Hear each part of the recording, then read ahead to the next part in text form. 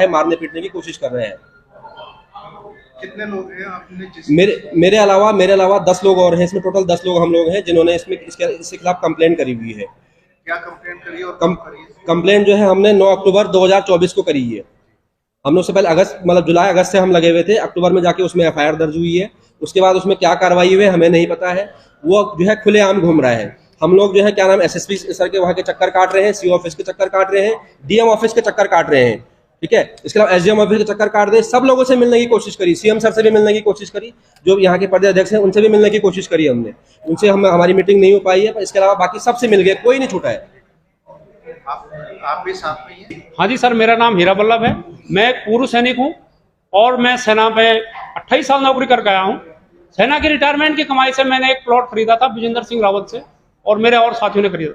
और मेरे साथ, मैं सेना का होने के नाते सैनिकों की बात करूंगा, 3 सैनिक और हैं, जो कि जिनमें से 2 बॉर्डर पे हैं। और आजकल बॉर्डर की हालत को देखते हुए किस प्रकार काम कर रहे होंगे ये आप जान सकते हैं। उनके परिवार आज सुरक्षित नहीं है, मैं खुद सुरक्षित नहीं हूँ, हमारे परिवार सुरक्षित नहीं। विजेंद्र सिंह रावत ने हमसे पैसे लिए और हमारी जमीन पर हमें कब्जा नहीं दे रहा है। हमारी जमीन तो आप हमें बता रहा है कि आपकी जमीन नेशनल हाईवे में चलेगी और आपने मेरा जो कुछ करना है कर लो, तो हमें कब्जा कौन देगा?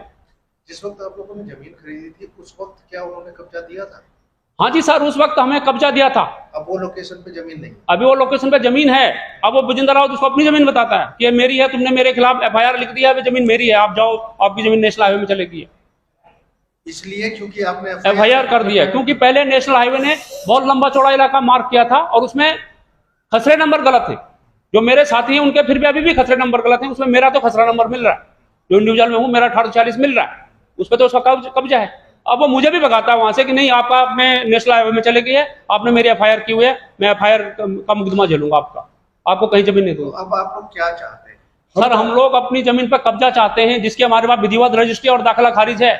हमने गवर्नमेंट को उसका पैसा दिया हुआ है, उस पर हमें कब्जा कौन दिलाएगा? क्या कब्जा दिलाने के लिए पाकिस्तान से आएगा कोई हमें वहां पे कब्जा दिलाने के लिए, या फिर हम बॉर्डर की तरफ पाकिस्तान में रात को घुस के कब्जा करेंगे?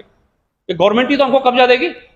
हम आपके माध्यम से चाहते हैं, हम लोगों ने जो है एसएसपी ऑफिस हम चले गए हैं, डीएम सर से हम लोग मिल गए हैं, एसडीएम सर से हम मिल गए हैं, तहसीलदार सर से हम मिल गए हैं। अब हम आपके माध्यम से चाहते हैं कि सर जो है क्या नाम है, जो भी यहाँ पे प्रशासन है वो हमको हमारी जमीन दिलाए, अन्यथा हमको जो है क्या नाम है, जिस तरीके से इन्होंने करा है हमारे साथ उस तरीके से हम भी चुप नहीं बैठेंगे। हमको जो है मजबूरन हमको जो है नेशनल हाईवे जाम करना पड़ेगा, संगठनों का साथ लेना पड़ेगा। अभी तक हम शांत थे, 4 साल से 5 साल से हम प्रशासन के चक्कर काट रहे हैं, विजेंद्र रावत के चक्कर काट रहे हैं। अगर ऐसा कुछ नहीं होता है तो हमको जो है और रास्ता लेना पड़ेगा, फिर बाद ना बोलो कानून में हाथ में ले लिया।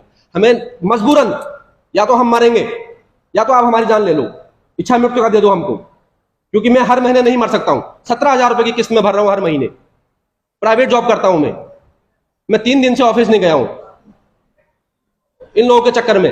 ये लोग जो है बिल्कुल आराम से जो है क्या नाम है अपने ऑफिसों में बैठे हुए हैं। आप जब इस मामले को लेकर के जिला अधिकारी को मिले थे तो क्या बोला जिला अधिकारी साहब ने ये बोला था कि हमने उनको बोला था कि सर जब तक हमारा केस नहीं निपटता, जो 1846 जो भूमि जो वहाँ पे 6 बीघे अभी जो खाली पड़ी हुई है उस पर कोई रजिस्ट्री ना कर पाए, जो कि उसी की है विजेंद्र रावत की, उस पर उन्होंने रजिस्ट्री पे रोक लगाने के आदेश दिए थे हमारे सामने 10 फरवरी को। उसके बाद भी उसमें 3 से 4 रजिस्ट्रियां हो गई है, वो उसमें धल्लेड़े से प्लॉटिंग कर रहा है।